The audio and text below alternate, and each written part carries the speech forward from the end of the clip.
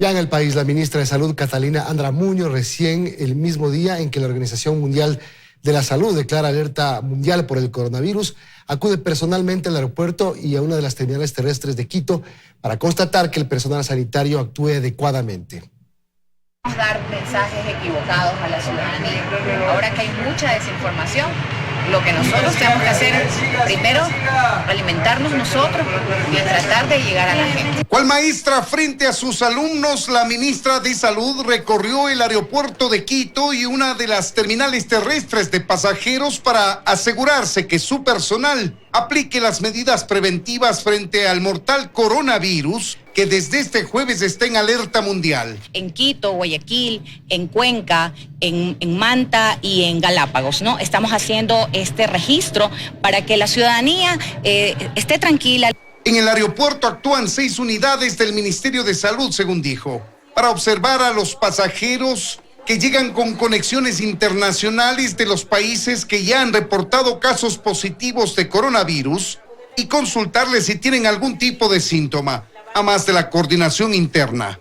Si dentro del vuelo existiese alguna persona con sintomatología respiratoria, ya la tenemos identificada y el médico le hace la atención en el consultorio y al mismo tiempo llama al ECU 911 para poder trasladar a este paciente a uno de nuestros hospitales Centinela. Lo propio hizo en la terminal terrestre de Carcelén, al norte de Quito, en donde el personal del Ministerio de Salud empezó a entregar material informativo a los pasajeros, pues también ingresan por las fronteras y podrían llegar contagiados. Es un virus muy contagioso, pero en cambio no es muy letal, y eso sí tiene una ventaja importante. Todo esto mientras aún se espera el resultado de los exámenes del paciente de nacionalidad china, que está en estado crítico en uno de los hospitales de Quito con sospechas de coronavirus. Estamos a la expectativa del informe que nos presente SNC en el Centro de Investigación Médica de Atlanta. ¿De qué depende eso? ¿Perdón? El informe. ¿De qué depende? De haber esperado el turno.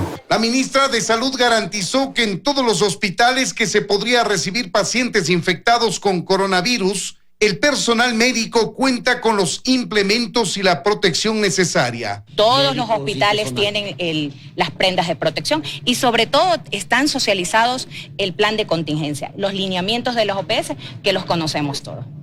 En Quito, Freddy Paredes, 24 horas.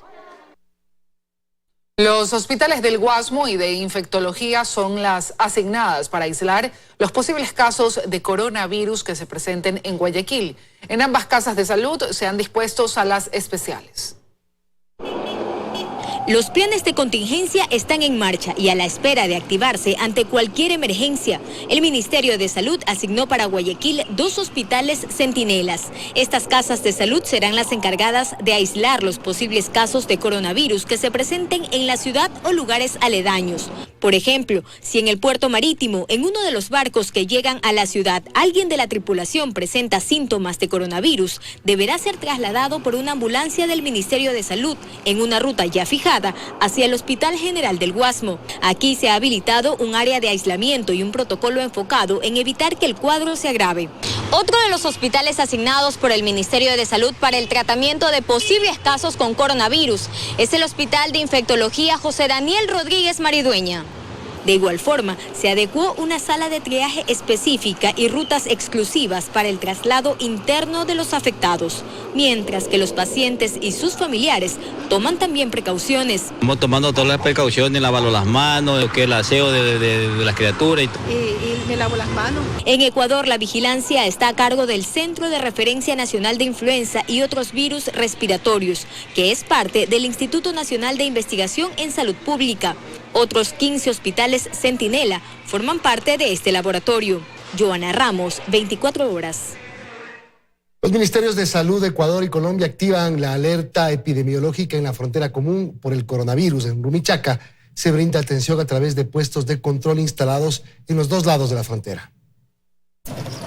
Las autoridades de salud de Ecuador y Colombia activaron la denominada cadena de llamado binacional, que permite una comunicación directa entre el personal médico de los 2 países para una reacción inmediata si se presentara algún caso sospechoso del coronavirus.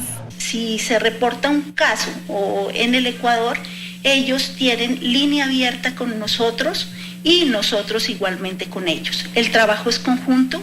Por Rumichaca circula un número considerable de turistas de diferentes partes del mundo. Por ello se activó el comité de emergencias en los dos lados de la frontera, donde se ejecutan campañas informativas con personal capacitado para detectar casos sospechosos del virus de Wuhan. Por eso mismo tenemos una activación en los puestos de frontera. Estamos activados tanto en el puesto de General Farfán en la provincia de Sucumbíos, aquí en Rumichaca, en la provincia del Carchi, como en el puerto de Esmeraldas. La dotación de guantes y mascarillas es a todos los funcionarios que laboran en la zona fronteriza. Sin embargo, los turistas no reciben igual atención, pese a que Colombia atiende también un caso sospechoso. Un estado de alerta pues en Cali, que supuestamente había venido un pasajero de la China que con los síntomas, pero pues estaba en cuarentena, todavía no se sabía pues nada. El Ministerio de Salud colombiano descartó el caso y lo cataloga como influenza 3, pero la alerta se mantiene activa según el Reglamento Sanitario Internacional, encargado de emitir las directrices para hacer frente al coronavirus. En Rumichaca, Jairo Jacome Ortega, 24 horas.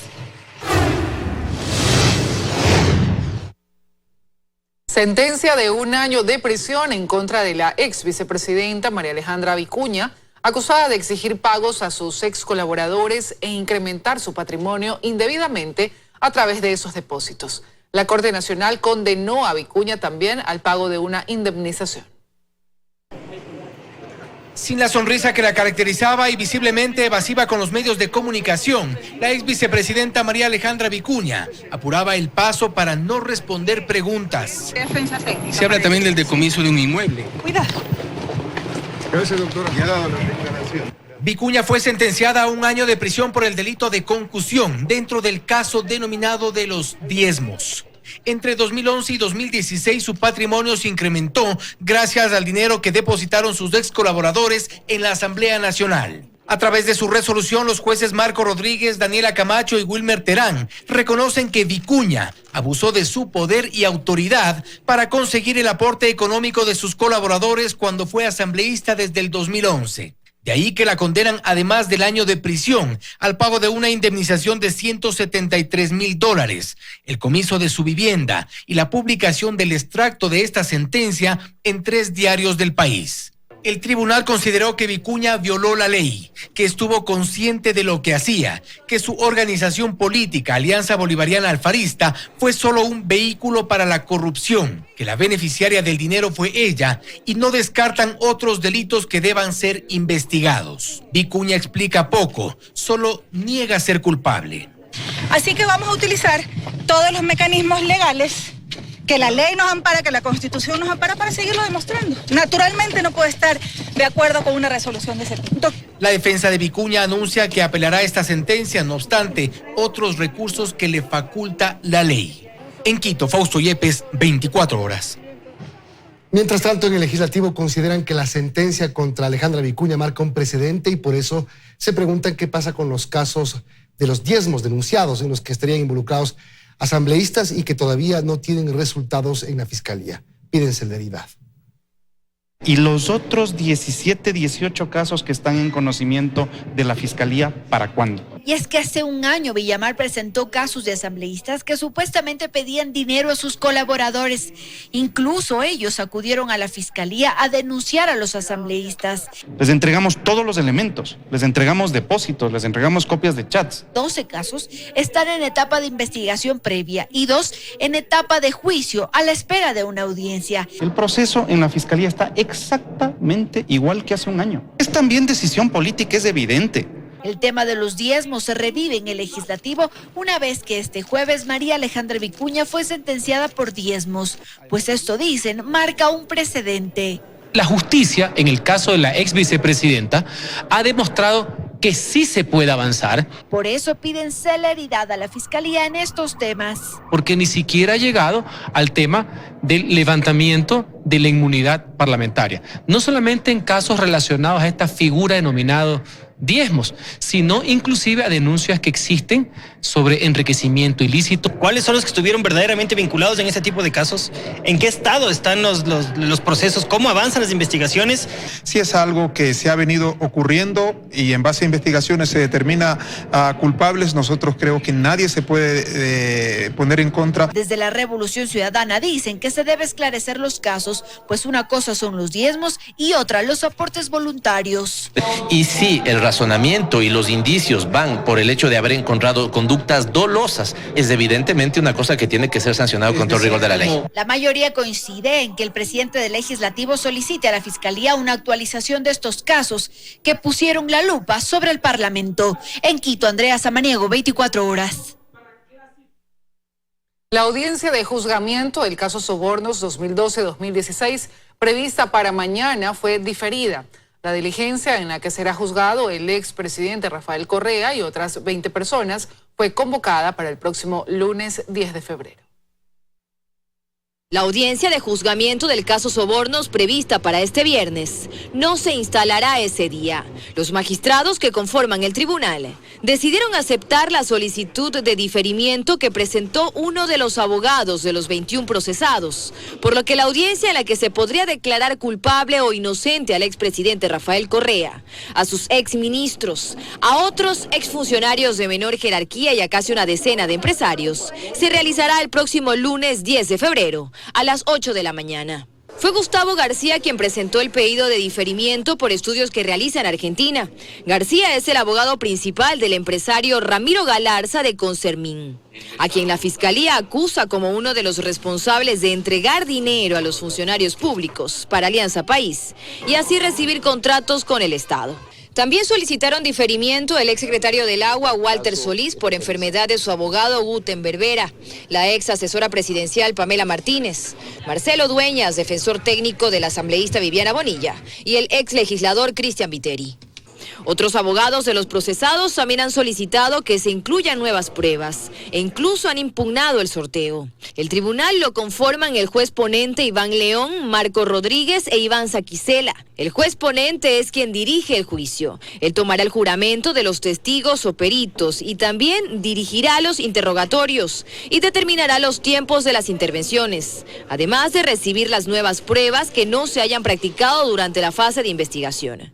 La tesis de la Fiscalía determina la existencia de una organización delictiva, liderada por el expresidente Rafael Correa, que a cambio de recursos que iban dirigidos para su movimiento político, otorgaban millonarios contratos con el Estado a empresarios. En la notificación judicial en la que se establece al próximo 10 de febrero como nueva fecha de la audiencia de juzgamiento, los magistrados también advierten que no habrá más diferimientos.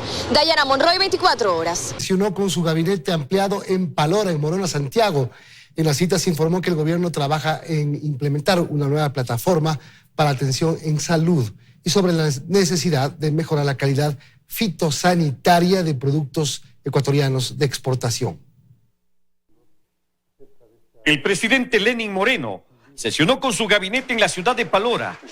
En el encuentro, Juan Sebastián Roldán, secretario de la presidencia, anunció que el gobierno trabaja en implementar una plataforma para la atención en salud. Para mejorar la concesión de citas médicas en el país, tanto de vías como del Ministerio de Salud. Estamos trabajando en una plataforma única, un teléfono único, y además mejorar el sistema de primera atención médica, tanto del Ministerio de Salud como del Instituto Ecuatoriano de Seguridad Social. Igualmente, se hizo conocer que en lo concerniente a las exportaciones agrícolas, el país tiene necesidad de llegar a nuevos mercados, para lo cual se trabaja en la calidad fitosanitaria de los productos. Hemos recibido visitas de delegaciones chinas que han verificado los procesos que tenemos en el país en controles fitosanitarios, los procesos que se realizan en fincas, y eso ha generado una buena expectativa. Mientras el canciller se refirió a la nominación del actual fiscal general para temas de arbitraje internacional en la Corte de La Haya, en representación del Estado ecuatoriano. Por su destacada carrera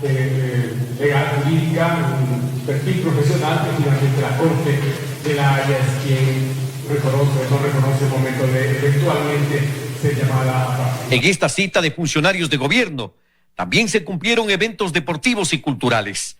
En la ciudad de Palora, norte de Morona, Santiago, Wilson Cabrera, 24 horas. Y vuelve la polémica por el reconocimiento que hizo el Consejo de Participación Ciudadana al dirigente indígena Leonidas Issa tras las movilizaciones de octubre. Grupos ciudadanos pidieron formalmente el retiro de ese reconocimiento porque ofende a los ecuatorianos, aseguran. Leonidas Issa fue y es un dirigente importantísimo a la hora de detener los abusos de un gobierno que obedece las órdenes del Fondo Monetario Internacional. Así justificó este consejero de Participación Ciudadana el reconocimiento al líder indígena Leonidas Issa en la provincia de Cotopaxi el pasado 22 de enero. El diploma dice que es por impulsar los derechos de participación ciudadana, la defensa de los derechos humanos y el fortalecimiento de la organización social. Condecorarle por derechos humanos, cuando él atentó contra el derecho de la libertad y la vida de todos los ciudadanos que estuvimos acá presentes en Quito. Consideramos que es un insulto a los quiteños y a los ecuatorianos después de todo lo que aconteció en octubre. Este grupo de ciudadanos acudió este jueves al Consejo de Participación para pedir formalmente, mediante una carta, el retiro de ese reconocimiento a Issa, que según afirman es ilegítimo. Esta condecoración al señor Issa es un acto que ha ofendido a la inmensa mayoría de quiteños, al menos. El presidente del Consejo de Participación Ciudadana, en una entrevista con Teleamazonas, relativizó el reconocimiento, afirmando que no fue solo para Issa, sino para un grupo de indígenas de Cotopaxi y que no tiene connotación política. Nosotros hemos hecho a más de 106 ciudadanos el reconocimiento por una gestión de participación y han sido las bases las que han motivado esta propuesta. Este consejo es independiente, es apartidista, la esencia misma. Esto mientras paralelamente avanza la recolección de firmas en un segundo impulso por parte del denominado Comité para la Institucionalización Democrática, para forzar una consulta popular que desaparezca el Consejo de Participación Ciudadana. Necesitamos, para ser exactos, 27,000 firmas aproximadamente, y con eso habremos cumplido el requisito constitucional. Pero más allá de ello, estamos intentando más bien darle toda la fuerza a la propuesta porque sabemos que hay muchísima gente que apoya esta propuesta. ¿Qué es lo que se pretende ahora a través de la Asamblea Nacional? Pretende restarle las competencias del Consejo de Participación hacia la Asamblea. ¿Qué pedimos nosotros? Respeto a la ley y la Constitución. El exconsejero de Participación Transitorio, Pablo Dávila, lamenta que el presidente del Consejo de Participación actual, en lugar de apoyar la consulta popular, se dedica a defender intereses particulares y de una institución que ha demostrado que no funciona. Y defienden el órgano como tal o la posición de ellos dentro del órgano y se oponen a algo que al contrario deberían estar patrocinando. El reconocimiento a Leonidas Issa tras los acontecimientos de octubre vuelve a poner en la mira al Consejo de Participación Ciudadana. En Quito, Freddy Paredes, 24 horas. Los jueces y conjueces de la Corte Nacional de Justicia utilizarán vestimenta judicial a partir de este jueves. Una investidura de respeto y rectitud propia de los administradores de justicia. Con el uso de un collarín que simboliza el peso del poder de la justicia sobre sus hombros, la presidenta del Consejo de la Judicatura, María del Carmen Maldonado, fue la primera en otorgar la toga magistral a la máxima autoridad de la Corte Nacional. Una vestimenta que desde este jueves deberán usar todos los jueces y conjueces nacionales para proyectar respeto y autoridad a las partes procesales. Sin duda es uno de los símbolos más antiguos de respeto y seriedad, pues ha sido utilizada por las distintas cortes del mundo por más de 22 siglos desde la antigua Roma.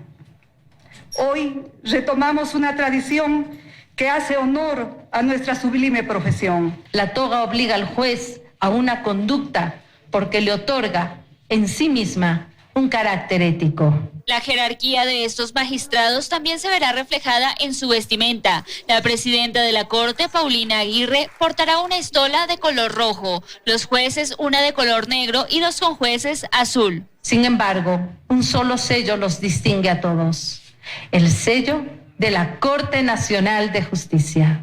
Al finalizar este evento, la presidenta del Consejo de la Judicatura resaltó el proceso con el que se evaluó a 21 jueces y 15 conjueces y por el que se ratificó a 13 magistrados. Pero estas depuraciones son necesarias porque se necesita dar un mensaje a la ciudadanía, ese mensaje de cambio. Procesos que según la Judicatura buscan que solo los mejores magistrados conformen las entidades de justicia, con una insignia invisible en pro de la verdad.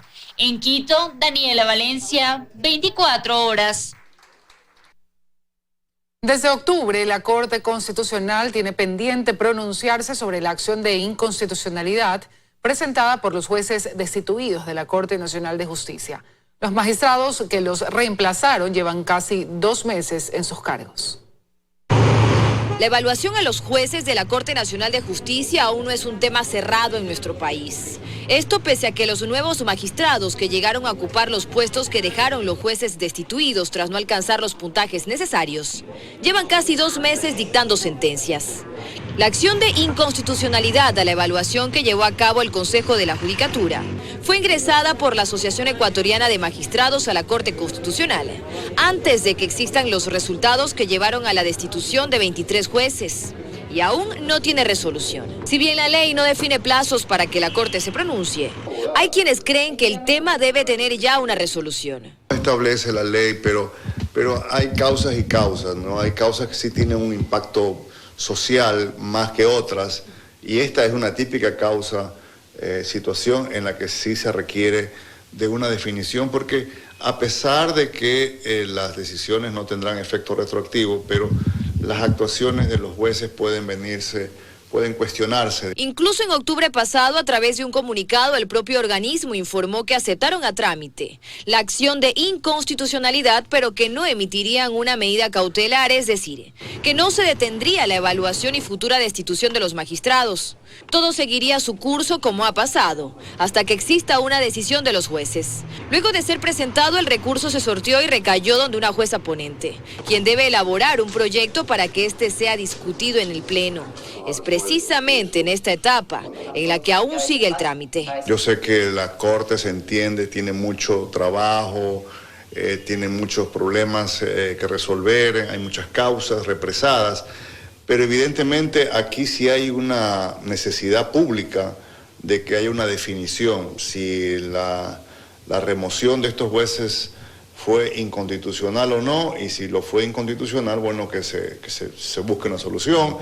La Asociación Ecuatoriana de Magistrados le pidió a la Corte que revise la constitucionalidad de las resoluciones del Consejo de la Judicatura en torno a la evaluación. Los ya ex jueces cuestionaron sobre todo que un comité de apoyo participe en la misma. Si bien sin la resolución de la Corte Constitucional las decisiones de la Judicatura seguirán tal como están hasta ahora, aún no podremos decir que este es un tema cerrado en nuestro país. Dayana Monroy, 24 horas. La Universidad de Guayaquil anuló los títulos de 4º nivel de la ex vicepresidenta de la Corte Constitucional y ex asesora de Rafael Correa, Pamela Martínez, y de su esposo Jimmy Salazar. El presidente de la Comisión Interventora de la universidad aseguró que en su obtención se encontraron irregularidades. Vía correo electrónico, la Universidad de Guayaquil notificó la mañana de este jueves a Pamela Martínez y Jimmy Salazar que sus títulos de 4º nivel obtenidos en este centro de estudios superiores fueron anulados. Roberto Pazley, presidente de la Comisión Interventora de la universidad, dio a conocer que la Facultad de Jurisprudencia de forma irregular les otorgó en 2016 títulos de especialistas en contratación pública y control gubernamental. En virtud de una denuncia presentada por un ex secretario general de la universidad, que pone de manifiesto que cuando él presentó su informe le habían pedido que hagan estos títulos sin cumplir los requisitos legales y él se negó, lo sacaron por haberse negado, pero después aparecen que fueron otorgados los títulos. Solamente con la asistencia no habrían aprobado el módulo. Aparte de eso, no existe ningún otro documento legal, actas de calificaciones, no existen exámenes, no existe ninguna otra evidencia que justifique que se han hecho de manera regular. Pazley tiene dudas sobre la legalidad de esa especialidad, que al parecer se abrió en una sola ocasión. anunció que se investigará a la interna si docentes y administrativos de la universidad facilitaron la obtención de estos documentos. Saber quiénes fueron los profesores, quiénes calificaron, quiénes recetaron la noche. En las elecciones seccionales de 2019, Jimmy Salazar fue candidato a la prefectura del Guayas por el movimiento Justicia Social. Es presidente del Colegio de Abogados de la provincia. Pamela Martínez, su esposa, fue vicepresidente de la Corte Constitucional, antes asesora del expresidente Rafael Correa. Ahora, testigo protegido en el caso Sobornos 2012-2016, por el que al momento se encuentra detenida. Para escuchar su versión intentamos contactar a Jimmy Salazar, pero hasta el cierre de este reportaje no hemos obtenido ninguna respuesta. Pazley se refirió también a la anulación del título de cuarto nivel de la ex vicepresidente María Alejandra Vicuña. Aseguró que tras investigaciones internas se destituyó a 13 funcionarios de la universidad, pero varios de ellos tuvieron que ser restituidos luego de recursos judiciales. Lamentablemente en nuestro país y en determinados jueces hacen mal uso de estas acciones de protección y hay abogados que se prestan y llevan adelante estos procesos de manera irregular. En Guayaquil, Carlos Acoto, 24 horas. Afiliados al IES se quejaron de la falta de fármacos en el Hospital José Carrasco Arteaga de Cuenca, luego de que se detectara irregularidades en insumos, medicamentos caducados y además escondidos. Sorprendidos, pero más que eso molestos están los usuarios del Hospital José Carrasco Arteaga del IES en Cuenca, tras conocer que un lote de insumos y medicamentos caducaron provocando una millonaria pérdida que sobrepasa los $3 millones. Malo, grave, en virtud de que hay escasez de medicamentos y que estén ahí caducados. Contradictoriamente, un buen número de afiliados se quejan por la falta de medicamentos. Yo estoy esperando un medicamento casi un mes y no existe. Y de ese medicamento depende mi vida. No, ahí es un mes que no tengo, entonces ayer vine a preguntar, me dijo que no, que espere dentro de este mes. José Delgado, gerente del hospital, indicó que en efecto sí existe escasez de algunos fármacos y explica las razones. Estos medicamentos están en manos de proveedores incumplidos y que no solamente ha afectado al José Carrasco, sino creo que a nivel del país. La preocupación va más allá y es que se teme que los medicamentos caducados hayan sido distribuidos. Hay el riesgo, pues, que al ingerir los medicamentos caducados, generalmente uno toma esos medicamentos y no nos hace el efecto. Nosotros tenemos una serie de controles, procedimientos y procesos que no permiten que nosotros entreguemos medicamentos caducados. En todo caso, se espera que en el campo legal se agiliten los casos y se dé con él a los responsables. En Cuenca, Iván Rodríguez, 24 horas. La ministra de Gobierno, María Paula Romo, informó esta mañana que mediante un operativo realizado por la policía en San Lorenzo, en Esmeraldas, se liberó a un ciudadano que fue secuestrado la mañana del miércoles. La mañana del miércoles, la Policía Nacional, a través de sus unidades especiales, ejecutaron un operativo en San Lorenzo, provincia de Esmeraldas, para liberar a un ciudadano ecuatoriano que fue secuestrado. Estaba siendo trasladada a algún lugar en donde lo iban a dejar. Mientras tanto, realizaban el pedido extorsivo por $40,000 al inicio, que terminó en 25. En horas de la tarde, después de una intensa búsqueda, se logró la ubicación de la víctima, quien es gerente de una empresa productora de palma. Una de las hipótesis, probablemente la más fuerte que se manejan, es que tendría relación con empleados de la propia empresa. Gracias a trabajos coordinados y a las primeras labores investigativas, se logró la captura de 7 ciudadanos de nacionalidad ecuatoriana y extranjera, quienes serían los presuntos secuestradores. Los mismos fueron detenidos en diferentes puntos de la provincia. Uno en el sector de Mataje y otro en el sector de Tonsupa, y terminamos con la detención de 7 personas, 3 de nacionalidad ecuatoriana, 4 de nacionalidad colombiana. Junto con los detenidos se encontraron varios indicios vinculantes al hecho: 3 automóviles en los que se movilizaban los delincuentes, varios celulares, un arma de fuego y municiones que fueron puestas a órdenes de la justicia para las investigaciones correspondientes. En Quito, Paul Coello, 24 horas.